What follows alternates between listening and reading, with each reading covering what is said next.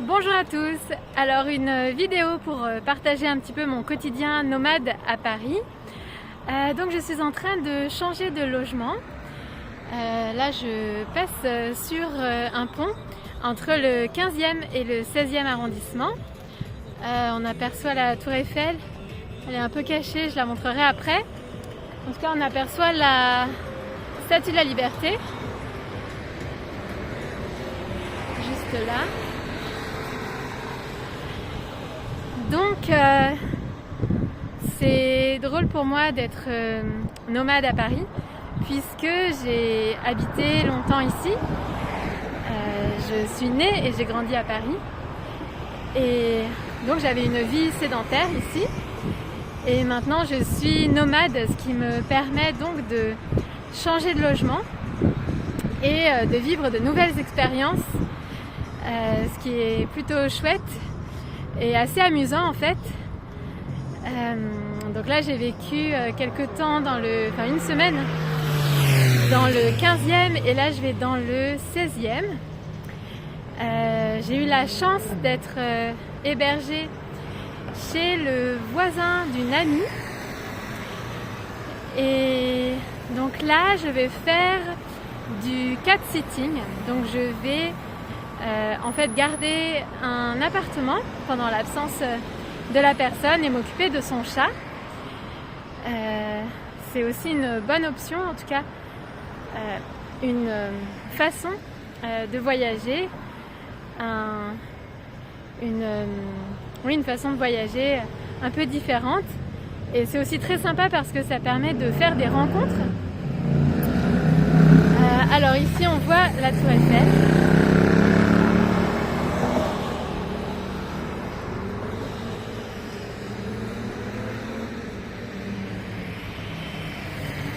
Et donc c'est vraiment chouette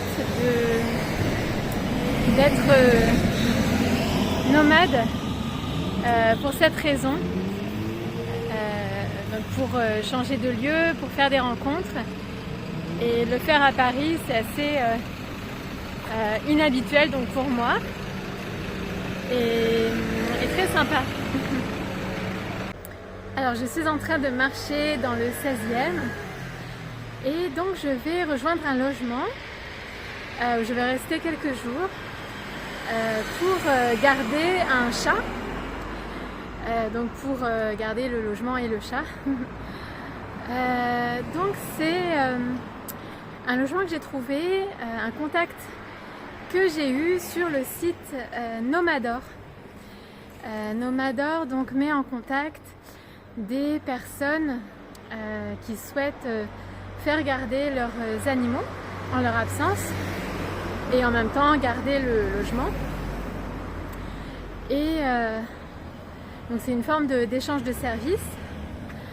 Donc on occupe le logement sans frais en échange de la garde des animaux. Donc je trouve que c'est un moyen sympa pour voyager. C'est une autre façon de voyager et en même temps ça permet de faire des rencontres souvent très intéressantes, de créer des contacts et de découvrir des lieux qu'on n'aurait pas découvert en fait autrement aussi. Donc je crois que c'est la deuxième fois que je passe par ce site pour faire ça. Je l'avais déjà fait en 2020 d'ailleurs à Paris aussi.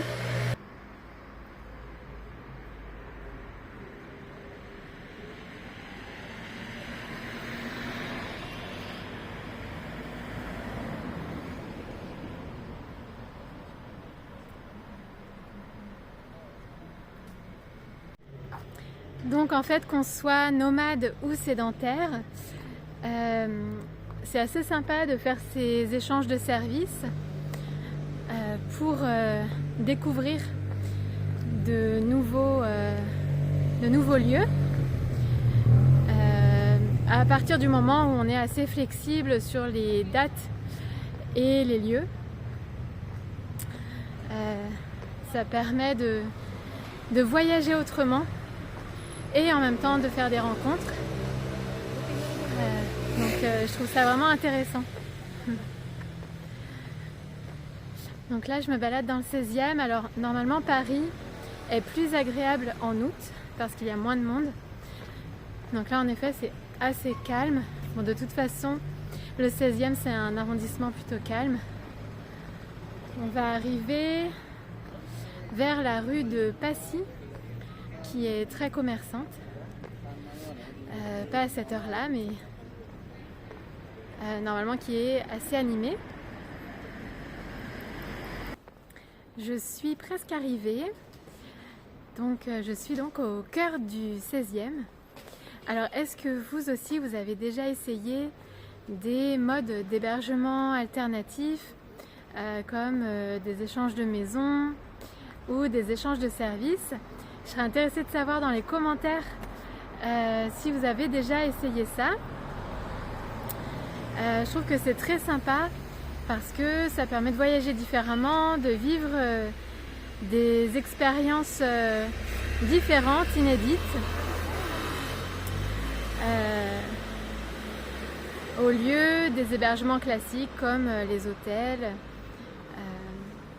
Donc j'aimerais bien savoir si vous avez vous aussi testé d'autres modes de logement basés sur des échanges ou de l'entraide.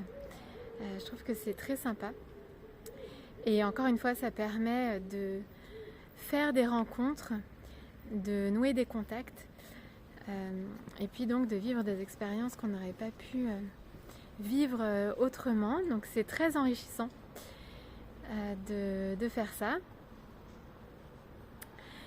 Là par exemple, je me retrouve dans le 16e. Je n'ai jamais habité ici. C'est un arrondissement plutôt chic, assez calme, très joli avec de beaux immeubles. Il y a aussi beaucoup d'art nouveau ici par exemple. Ça me permet donc d'habiter un quartier que je n'aurais jamais habité autrement en fait. Donc je serais intéressée de savoir si vous êtes passé par certains sites pour pour trouver des logements de cette façon-là, en faisant des échanges, en nouant des contacts. Alors je vais vous dire à une prochaine vidéo puisque je suis presque arrivée. Donc à très vite et je serais ravie d'échanger avec vous sur ce sujet, sur les échanges qu'on peut faire, basés aussi donc sur la solidarité et l'entraide. À bientôt!